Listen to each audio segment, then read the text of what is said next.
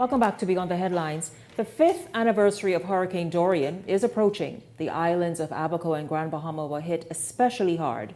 The rebuilding process has been long and in some instances dragging. One area that appears to have not always gone away, or one of the areas that not gone away, is the illegal settling, especially in Abaco. In fact, it's mushroomed. Speaking of mushrooms. The shanty towns and squatting by illegal immigrants have caused residents a lot of anger since Dorian. And their Member of Parliament, for South and Central Abaco, John Pinder, has been vocal about it oftentimes. And so tonight we're going to get into it. We're going to talk about where the island is now 5 years later, and also that immigration issue that's become a real issue, particularly in areas of Hope Town. Welcome to Beyond the Headlines, John Pinder. Good evening to you. I think I'll call you what, John, Mr. Pinder? What John's fine. Welcome to the show. Good to meet you first and face to face. But let's just talk about Dorian. We are here at Eyewitness News looking at it as well 5 years later. But tell us, as somebody who sees it every day and what's happening in Abaco, what's going on in your constituency, how is the island 5 years later? Well, firstly, good evening and thanks for having me on. So Dorian, 5 years later, Abaco really speaks to the resiliency of the people, because what should have taken over a decade to come back, there's particular areas that have really bounced back very strongly. And it's one of those silver linings that come from Dorian, is that the economy has really come back strong in terms of tourism, instead of construction, and money's really flowing on the island, which brings us to the issue that you touched on before. Immigration. It's not something new. It's something we've had for quite some time. But it's a vexing issue that hasn't gone away, and it's growing as our economy grows. I mean, who wouldn't want to come there when there is cash to be made, there's jobs, there's opportunity. So it's not that they're coming there and just not doing anything, but they're coming there to work. But they're coming there to work, but it's sort of unfair. A lot's happening. So we're not just talking about Haitians, which it's a major issue in itself, but they're Americans, Canadians, and people from other places. And what's happening, particularly with the others outside of the Haitians, the others are competing with your constituents and taking away and robbing and stripping them of the industry that's fed the economy. And that's exactly the problem there. You nailed it on the head. We cannot have foreigners from the United States and Canada and elsewhere go and taking people on charter fishing vessels, opening up Airbnbs or VRBOs that aren't registered, aren't paying business license, that the Bahamians working for them have to wait for their pay because it's a foreign check.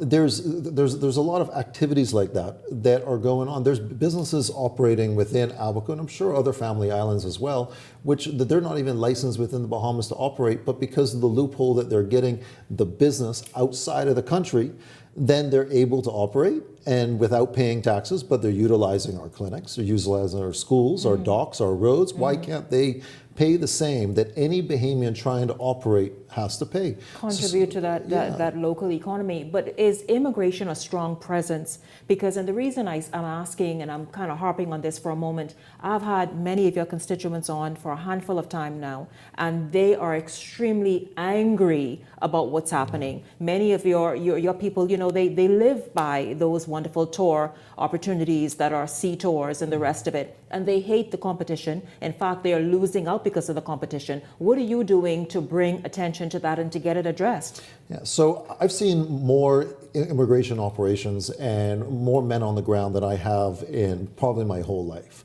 The problem is it's gotten so big that we need more.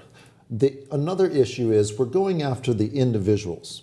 We need to start going after the business operators and those that are hiring them, and those that are running these businesses, and start levying heavy fines and make it known.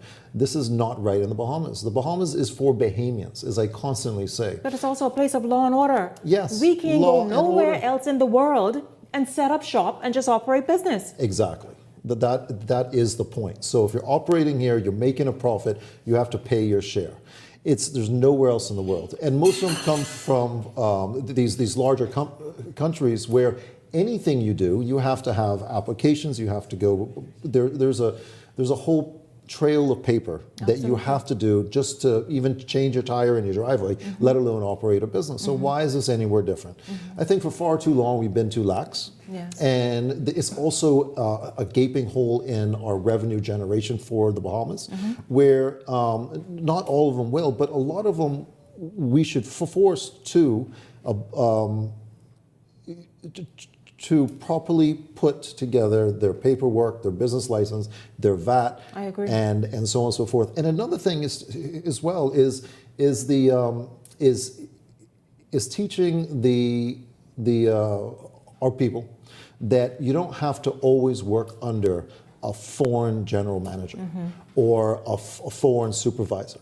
Why can't we have those jobs? Why can't we have those jobs indeed? In fact, you would know this, the Department of Labor is doubling down on the way Bahamians are treated. The fact that foreign labor come, and sometimes it's necessary in terms of whether it's a resort or some other business, but it's to sort of share that expertise and experience and then go back. That's not been happening. And so that now is ongoing. So it's a good thing you mentioned that. Another area in your constituency that's been an issue for quite some time that's affecting the natural ecosystem there. There's this barge, and I remember some months ago, earlier this year, one of your constituents brought it to Beyond the Headlines attention, to my attention, and apparently that boat is still there. Who owns it? Why is it still there? How are they just carrying on with business as usual? And that's affecting the barrier reefs. Yeah, this is something that I've been pushing on the Port Department and environmental and whatnot. There is a plan of action. It's taking all this time? That is taking way too long. I personally believe that their license should be revoked. It's a company that's registered in the Bahamas and operates daily? It's a Bahamian company, as far as I know, from outside of Abaco that was operating within Abaco. But I remember that day. The seas were very, very rough. They were very high seas, and no boat should have been operating on the ocean side, let alone next to a national park. And now here we are, some months later, the barge is still there. From my understanding, they've tried to remove it a few times, but the government has put out to tender, which ends this Friday, to remove it ourselves. And then but why should the push government for legal have to action. push for legal? Okay, Yes, that's good. most definitely. Not incur needed. the cost, but we got to move it from there. It's an environmental disaster. Yes, they moved the oils and the fuels and whatnot, but it's an environmental disaster. We have to move it from there and take legal action for them to pay. But not only that, the fines, the fees, and I say revoke their business license until they understand that that was pure negligence. You've got to be responsible. The Prime Minister has been going all over the place for a minute. He's slowed down now, but he's been going around talking about the necessity of protecting our environment because of climate change. And then you have that just destroying something that's very important for hurricane seasons and also just for the ecosystem and the whole food cycle. I'm not an environmental expert. I just know, though, these certain things of why it's so necessary to protect our natural resources. And what's really vexing is that this isn't the first time. It's not like this is the first barge that's sunk in Abaco. We've had the one down in Hole in the Wall, which was taken care of and so on and so forth. But also there's one on the north side of Lenier's Key, and all Abaconians know where Lenier's Key is. There's a barge right there that also sunk, and that's still there to today. When is this going to stop? We have to find them. We have to take legal action against them and make it known that negligence of running these barges out in rough weather and sinking them cannot stand. You know, Abaco is thriving, just as you said, and it's great to hear that. I had not heard sort of an official report about its full recovery, which is awesome to hear. The many of the residents feel as though that state-of-the-art health facility that's there is not being used as best as it can be to serve the people of Abaco, because there's so much there that's just sitting. What is being done to fully, staff that facility and have it running as it should? Well, from the inception, when that was built, I don't believe it was ever staffed properly and fully operation of its potential. But I can say that Minister Darville has been putting effort towards this. Most recently, we've had the free cataract surgeries there. It's the first time that the operating room has ever been used in history. And there's repairs being done, and we're moving in the right direction like that. But you're right. Tourism is doing well in Abaco, and that speaks to the resilience of Abaco. But also, when I came in, I knew the number one priority was to get the economy running, and that's what I focused on. So last year, we were the second busiest in the nation outside of cruise. We have the most direct flights. We have the most stopover visitors outside of Nassau.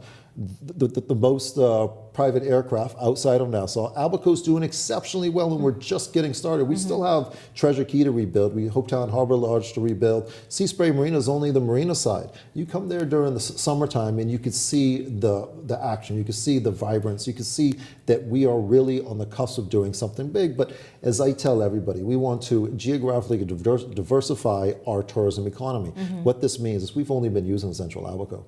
Abaco is 120 miles long. It has a dozen inhabited islands. We need to start spreading it from north up in the Crown Haven, Foxtown, and so on and so forth, all the way down to Sandy Point. And don't forget Moores Island. Moores Island is one of the most gorgeous places in the world. That could be a real ecotourism sector. But we've been only focusing on one area. So as you can see with my with the Tourism Goombay Festival that's going on, we didn't just have one in Central. We did two. We did one up north and one down south. They were well attended, not just by Bahamians, but by foreigners alike. And you've kind of stepped up as the overall MP for the entire island of Abaco, eh?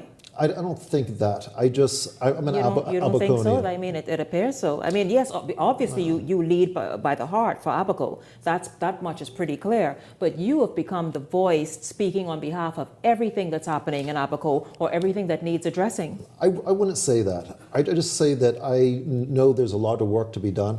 I didn't come here to be a politician, and I don't want to have a career as a politician. But what I really want is for Abaco to be what Abaco can be. We can be bigger, we can be better, we could have twice the GDP, and we could really feed all of our communities throughout Abaco. That's why it's so important, geographic diversification of our tourism product in Abaco, but also the Bahamas. I mean, when you're speaking of Abaco, it's like a microcosm of the Bahamas almost, because when you think of tourism, we could really touch the islands down south. But it's important for me to get a lot of these long-standing issues fixed while I'm here. While you're talking about the long-standing issues, you know, one of your areas, Abaco has such quaint little towns as well, like Hopetown. Residents there feel as though they want to keep it that way, even with the growth, and they expect a bit of growth and changes, but they want the quaint little streets to remain as such. And what are you doing to kind of sort of meet them halfway so that you maintain the authenticity of certain areas of Abaco that also is an allure for people to come visit? Yeah, so Abaco's a special place. Every community is different. You can't say Hopetown's the same as Green Turtle. Green Turtle's not the same as Foxtown, Sandy Point, Crossing Rocks, Moores Island. We are very, very different. Hopetown in particular, because we had such a drive after Dorian, we were decimated. Over half the buildings gone, the other half destroyed, so on and so forth, and it took us a record time to actually come back. So the hustle and bustle and everything that you see going on in Hopetown is really the construction boom. And building everything back, because we knew that because of our economy sector on Central Abaco, that the keys had to come back strong so that we can get the money flowing so that other areas in Abaco economy can also come back. And that construction boom has turned into a little bit of a chaos area where I'm thinking that it's starting to level off, and construction will start to be start to level off to an area where, right after Dorian, if you're in the hospitality business, you picked up a hammer, you picked up a tape measure, you picked up a shovel, because that's what it was. Now you see that transition back. And that transition is what we need to keep Hopetown a quaint town. Hopetown's special, never given the spotlight that it needed in terms of help.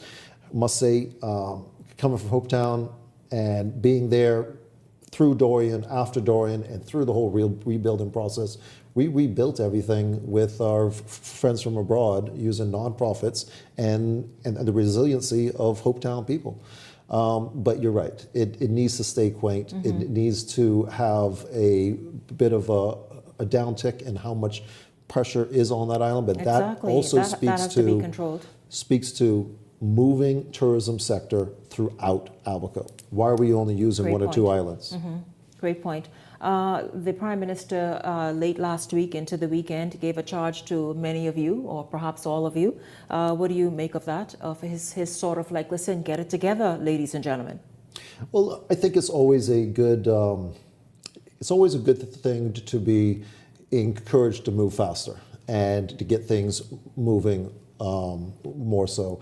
I wasn't at that meeting, so I don't know exactly what was spoken on, but I know that that the Prime Minister really cares about this country, cares about the people, and every day that we go by and more things aren't being done, that hurts him.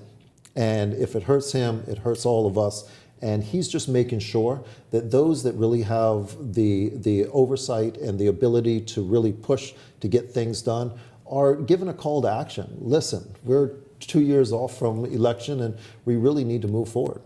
What would you say your relationship is with Central and South Abaco tonight? Central and South Abaco in terms of... In terms of being the Member of Parliament? Yeah, so I could be in the communities more. We are definitely spread out. My particular constituency is 8 inhabited islands and 60 miles. I mean, just to get to Moore's Island, that's a flight or a long boat ride. But I knew to get things done in Central and South Abaco, I had to come to Nassau. I had to beat on doors, speak to people, and make sure that they knew what we needed. Abaco is one of the places that for far too long we've been seen as a revenue generator, but there hasn't been enough going back into Abaco. So you guys been making the money, but it's not been poured back into the areas of Abaco that's been generating and contributing to the national economy, you're saying? Right. But what you've seen, especially in this budget, where you see the fruits of my labor and others, is that we have a significant amount of money going into Abaco for infrastructure. A place like Sweetings Village, where they don't have any running water and no roads and over 100 houses. That's in the budget. They're going to have running water, they're going to have roads, and we're going to get that done. So you're getting things done, you're working. That's the point. Well, it better be the point, I tell you that. Yeah. So what do you want to say? I'll wrap up by doing this and allowing you to speak with to your constituents as we wrap up this segment. I just want to say that if you don't see me in your community, I'm working on your behalf in Nassau, but we have to get things done. This is for the future generations. Our greatest asset is our youth, and that's what we really need to strive for, is a better community and a better place for them to grow up, a safer environment. But I'm always working for you and consistently have you in my heart. I'm Abaconian, I'll always be Abaconian. And until I fix everything, I'm not going anywhere. Oh, John Pinder says he's back in 2026. Get that. But listen, I want you to come back and let's spend some time really as we discuss about the immigration matter that has to be addressed and other areas that you already have on the drawing board for the South and Central Abaco area. Thank you very much for joining us this evening. South and Central Abaco MP John Pinder, as well as the Parliamentary Secretary in the Ministry of Tourism and Aviation. Thank you very much once again for joining me here on Beyond the Headlines this evening. Thank you, and we'll see you again soon. Absolutely, looking forward to it. I thank all of you for tuning in this evening. Thank you so much for joining in. We look forward to seeing you right back here tomorrow evening. For the entire Beyond the Headlines team,